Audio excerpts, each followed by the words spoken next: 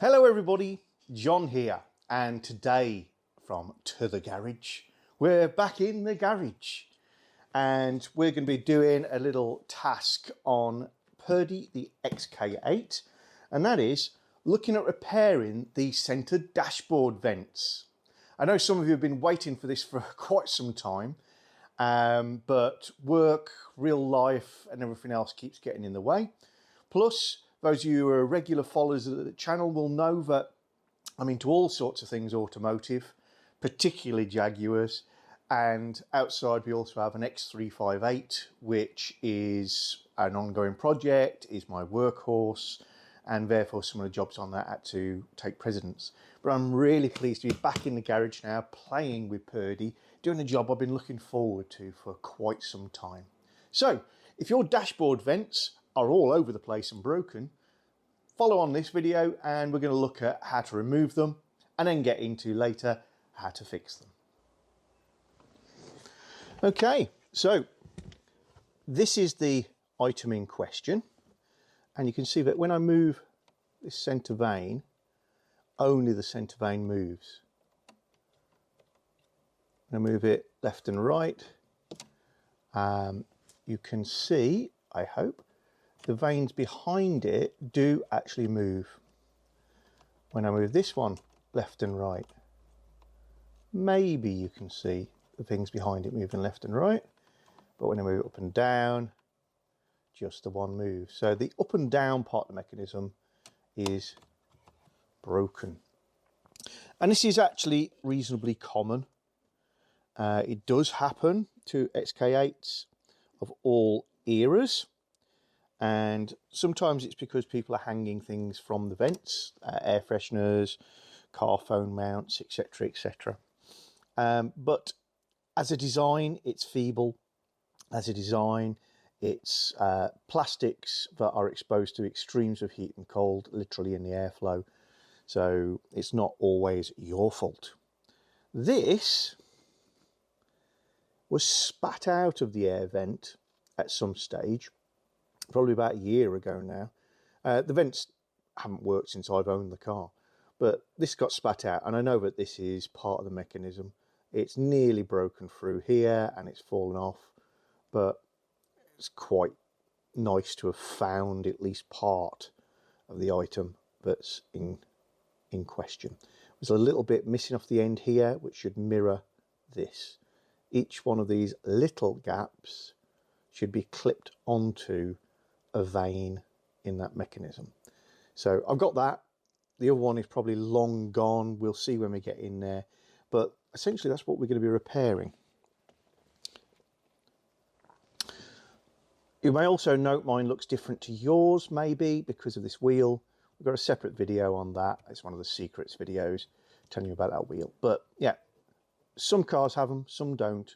The rest of this process is exactly the same, and it is essentially the same vent, just with an extra little wheel, and that's electric, and these are mechanical, so separate.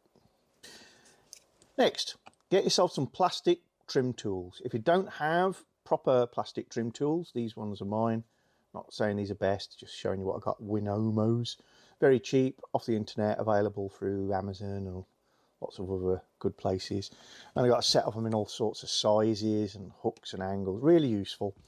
And you can get away without these sorts of things most of the time, but when you're playing around with the veneers on your dash, get some plastic tools, even if it's a bit of body filler, a spatula, a scraper, something like that, or an old credit card.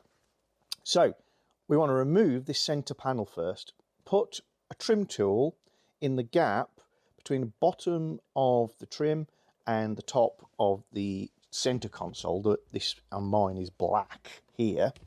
I'm going to use a different tool. Let's use that one for a good angle. There we go. So I'm just going to pop that in there, and the ideal position to pull from is about 2 inches 50mm from the left hand side, and just prise the bottom forward. As soon as you start to see it move, that's not flush anymore, go over to the opposite side, do the same. That's popped out of its clip. go back, take your time. They're pretty robust because this is an aluminium backing plate with veneer on top, but the veneer is wood, it's old, it's lacquered. You do not want to bend things and crack the lacquer. Once you've got the bottom edge loose, you need to pull the top edge out. This comes straight back and slightly down. So once you've got this off, grab hold near the top, or as near to the top as you can get your fingers in, and just wriggle and pull down and forward. The angle, if I sort of replicate that, is kind of like, that's perfect, like that. So I'm 50mm away from the panel and I've dropped 20mm. So it's a slight downward pull. And as is the case with a lot of these things, these clips come out attached to the aluminium backing plate. When they're installed, this panel in the car factory, the clips would have been in the holes and the panel gets pushed into them. And that's the way that they secure themselves properly. So my strong recommendation is take a couple of minutes now, take these clips back off and pop them back into their holes so that when you put this back, you put it back right. So think about it now, you won't forget. So one of the clips, these have got barbs on the inside that dig nicely, sharply into the aluminium on that backing plate, just there. So they get a really good grip of that. And they've got a soft edge, so this sort of rounded feature that clips into the dashboard. So you just pop that into the right position, like that, and gently push, and is back in. And that's ready to receive this when you pop it back in. If you go the other way around, what usually happens is this won't push all the way home and you're bashing away at it and it never quite clips home because it's pushed back too far onto this and not far enough into this. So always put it back this way. So here we are with the veneer off, and there is the grille in question, and you can see around the edge there's a bit of a flange and 4 holes, but they're not got screws in, so don't get putting a screwdriver in them. The top ones have got little dowels that locate on them. That's just to line them up. The whole thing is just held in place by spring clips. So what you've essentially got to do is just lever this thing out like so. I'm going to do that right now.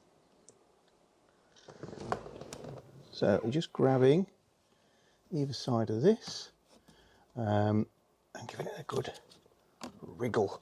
Don't hold on to the vents, only hold on to the flange around the edge. There you go. So pulling the bottom out, then reach up, give it a little tug, then you should be able to roll it forward and out. Now if yours has got a dial like mine in the middle, be careful not to pull it straight out because it is attached by the wires. And there are the wires neatly bundled up there, and I'm just going to disconnect that.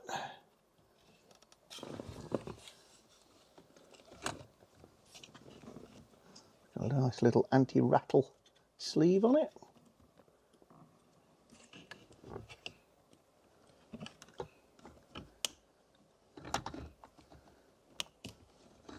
There we go. So you just squeeze that little button just there and pull it out.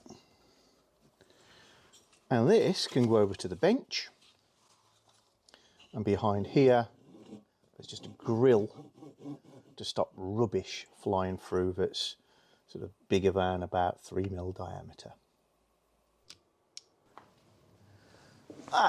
Yeah. So that's completed stage one. We got the grill out and the veneer. And I've got my coffee. And I've got my bowl of reheated roast potatoes. Thank you, Joe, to see me through the next stage. So I'm going to have a little munch on my taties.